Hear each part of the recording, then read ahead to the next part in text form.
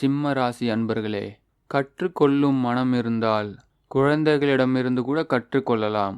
ஆனால் அந்த மனம் இல்லாவிட்டால் புத்தனிடமிருந்து கூட எதையும் கற்றுக்கொள்ள முடியாது.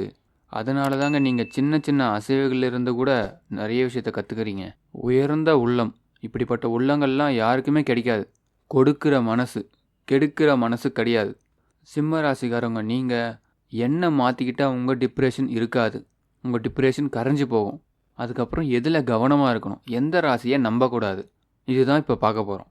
உங்கள் உணர்வுகளை கட்டுப்படுத்துங்க. சில இடத்துல உங்களுக்கு என்ன உணர்வு வருதோ அதை வெளிப்படுத்துங்க.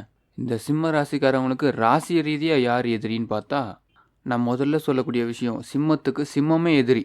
சிம்மத்தை சிம்ம ராசிக்காரவங்களே ஹேண்டில் பண்ண முடியாது. உண்மை தானே? பல நேரத்தில் நீங்கள் தவிச்சிருப்பீங்க. சிம்ம ராசிக்கு ரிஷபம் எதிரி, சிம்ம ராசிக்கு கன்னி ராசியும் எதிரி தான், துலா ராசியும் எதிரி தான். எப்படி? சிம்ம ராசிக்கு துலா ராசியும் எதிரி தான்.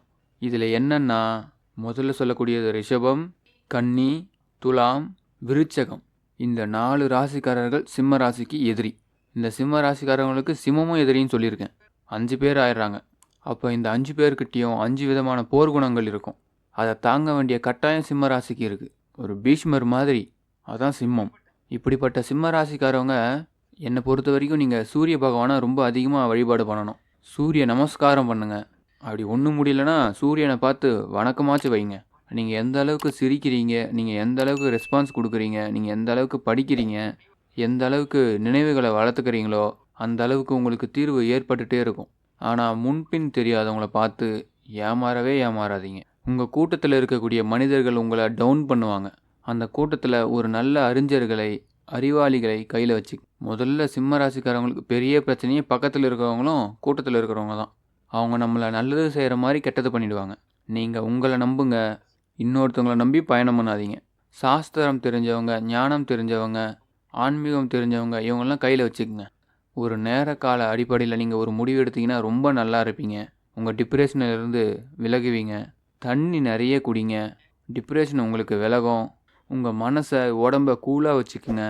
பிடிக்காத இடத்துக்கு போகவே போகாதீங்க, டிப்ரெஷன் ஆகிடுவீங்க. சூரிய பகவானை வழிபாடு பண்ணுங்கள். சிவனை பிடிச்சிக்குங்க. சிவ சிவ சிவ சிவ சிவ சிவன்னு சொல்லிக்கிட்டே இருங்க.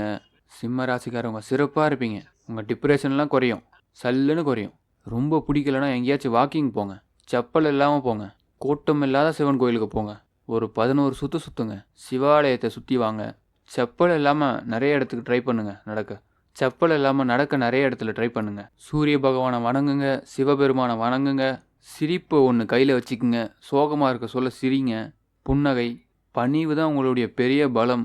ஒருத்தவங்களை நேரடியாக எதிர்க்கிறத விட அவங்கள பணிவாக எதிர்க்கிறது நல்லது. பணிவாக அவங்கள தக்க வச்சுக்கிறது நல்லது. உங்களுக்கு சமயபுரம் மாரியம்மன் சகலத்தையும் கொடுக்க போகிறாங்க. மீண்டும் சந்திப்போம். நன்றி.